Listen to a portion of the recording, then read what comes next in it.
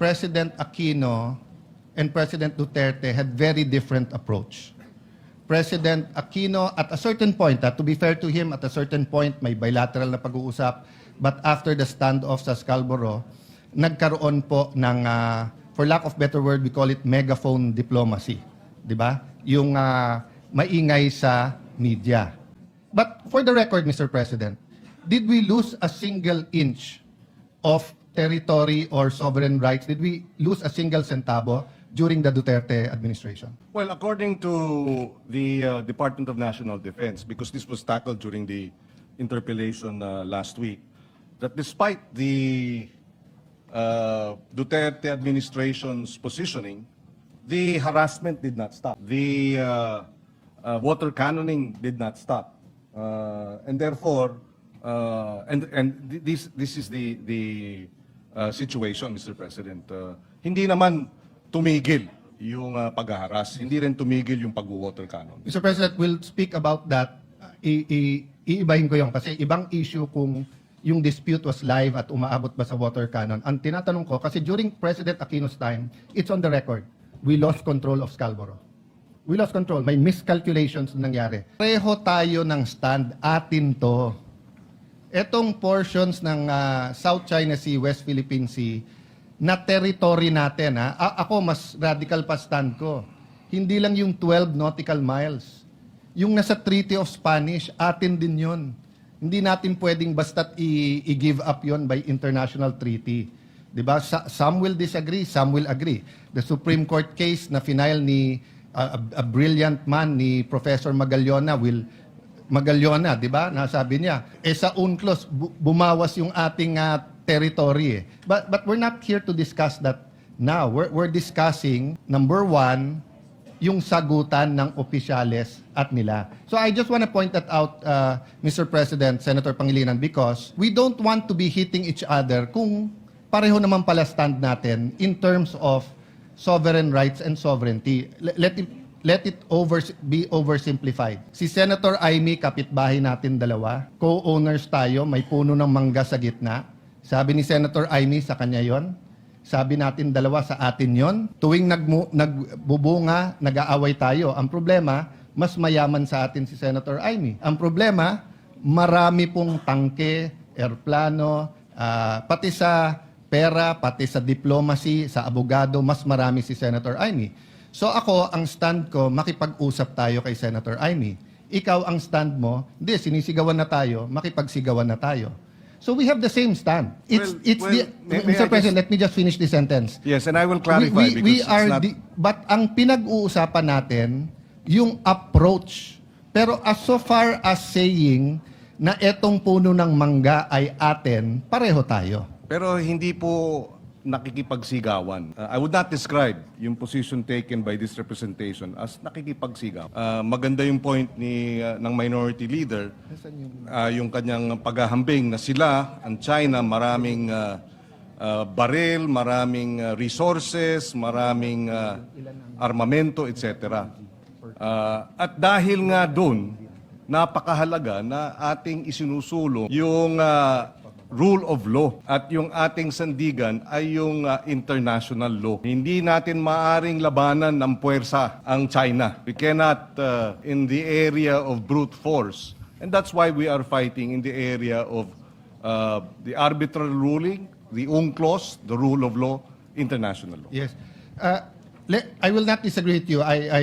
When I said sigawan, it was in the context of magkapitbahay, etc. Because, Mr. President, President Aquino and President Duterte had very different approach. President Aquino, at a certain point, to be fair to him, at a certain point, may bilateral na pag-uusap, but after the standoff sa Scarborough, nagkaroon po ng, for lack of better word, we call it megaphone diplomacy. Di ba? Yung maingay sa media. But for the record, Mr. President, did we lose a single inch of territory or sovereign rights? Did we lose a single centavo during the Duterte administration? Well, according to the Department of National Defense, because this was tackled during the interpellation last week, that despite the Duterte administration's positioning, the harassment did not stop. The water cannoning did not stop. And therefore, this is the situation, Mr. President. Hindi naman tumigil yung paghaharas, hindi rin tumigil yung pag-water cannon. Mr. President, we'll speak about that. Iibahin ko yon kasi ibang issue kung yung dispute was live at umaabot ba sa water cannon. Ang tinatanong ko, kasi during President Aquino's time, it's on the record, we lost control of Scarborough. We lost control. May miscalculations na nangyari. Instead of sending a Coast Guard ship, we sent a military ship, Navy, a gray ship, and then nagkaroon ng standoff and then kinontrol ng Chinese. So when President Duterte took over, that's what we had to deal with, the threats that it will further escalate. So from the time that President Duterte took over, June 30, 2016, until the time he left, June 30, 2022, did we lose a single feature, a single square inch? Did we lose part of our territory? I think it's on the record we did not. Well, if we did not lose any, then we thank the efforts of the past administration. But did we gain? Were we able to reverse the losses? I think not. Were we able to improve our trade, direct investments, etc.? I would say not so. Not as robust in terms of other countries. So therefore, may plus minus din po, Mr. President. Well, let me answer that in two ways. First, I appeal to the records. We had more trade than during the Aquino administration. More bananas, other fruits were allowed into China. The tourism went up. First time in our history, lumaban yung dami ng Chinese versus dumami ng Japanese. And then yung hindi nakakapangisda, your staff, I have my support staff, you have your support staff, they can Google it. President Duterte announced that our fishermen can fish. Hindi lang pwede sa loob ng lagoon. And pati yon meron dahilan because spawning grounds yon eh. So hindi dapat mag-fish dun sa loob. Long story short, hindi nakakapag-fish nun. Did we gain? That is now the challenge of the Marcos administration. And that's why I have not commented whether I'm for or against because his national security knows more of what's happening on the ground. And ongoing pa yung kanilang strategy. Do I hope that they will gain? I think there are some gains in the Scarborough. Of course, I hope that they will gain. Kaya nga ulit-ulitin ko. Pareho stand natin, atin to eh. Yung approach natin ang iba. And tayo, nakakapag-discuss tayo. I will agree with you or disagree. You will disagree with me. But I will not call you hypocrite, pro-China, anti-China, anti-Philippines, ganyan. Because precisely, you know, when I was in the Foreign Affairs Department, question ako ng Malaysian, Indonesian more of curiosity at Vietnamese. Bakit ganito yung strategy? Because nakikinabang sila sa strategy natin pag tayo maingay. I got the shock of my life. Why? Because when I actually became Foreign Secretary, the funds from the United States for the South China Sea, mas malaki ang nakukuha ng Vietnam kaso sa Pilipinas. Ginera nila ang Vietnam, tinalo sila. Tayo, treaty ally, mas malaki. Ang before the administration of President Duterte, binigyan ng same kind of ship or seacraft ang Taiwan sa Pilipinas. Yung sa kanila may weapon system, may communication system, sa atin walang weapon system.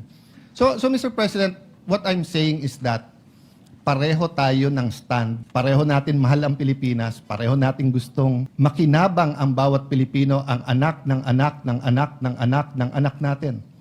You know, President Cory, in her visit to China, actually started the discussion on this. So it's not new, no? So if you have comment, Mr. President, then can I have just a few more preliminary? Go ahead, Mr. Just President. very quickly on the Scarborough Shoal incident. Precisely because of the Scarborough Shoal incident, the Aquino administration proceeded to file the case before the International Tribunal a few years later. I think 1 year or several months later. And we won, thankfully. Yes. And in that regard, we placed on record that the 9-dash line of China is illegal according to the UNCLOS, that they're setting up, building destruction of the reefs and building artificial islands and runways was violative of our EEZ, and that alone gave us a strong footing. So strong in the sense that moving forward, several years later, about 60 countries have recognized the 2016 ruling that favored precisely the Philippine position and counting. So I'd like to think that